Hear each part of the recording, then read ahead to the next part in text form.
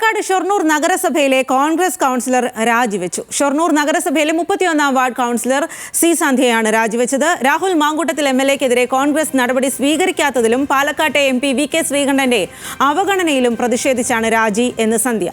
വിവരങ്ങളുമായി പാലക്കാട് നിന്നും അജിത് ബാബുവാണ് ചേരുന്നത്. അജിത്, ഗുരുതരമായിട്ടുള്ള കാര്യങ്ങൾ ഉന്നയിച്ചുകൊണ്ടാണല്ലോ ഇപ്പോൾ രാജി.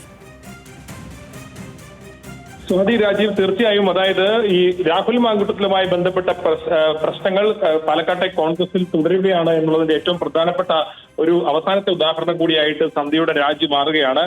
ഷൊർണൂർ നഗരസഭയിലെ 31-ാം വാർഡ് കൗൺസിലറാണ്. അതിനേക്കാളും വേറെ പ്രത്യേകത ഉള്ളത് 10 വർഷമായി UDF കൗൺസിലറാണ് എന്നുള്ളതാണ്.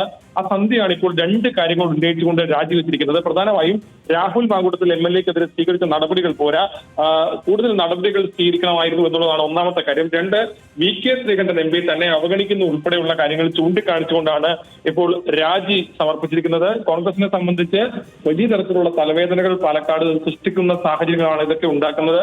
ഇപ്പോൾ രാഹുൽ ഇത്തരത്തിൽ മണ്ഡലത്തിലേക്ക് തിരിച്ചെത്തുമ്പോൾ വലിയ തരത്തിലുള്ള പ്രതിഷേധ പരിപാടികൾ ഉണ്ടാകുമെന്ന് ഇതിനോടകം തന്നെ CPM-ഉം BJP-യും എല്ലാം അറിയിച്ചിട്ടുണ്ട്.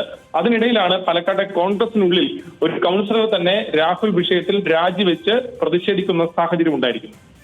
ശരി അജിത്.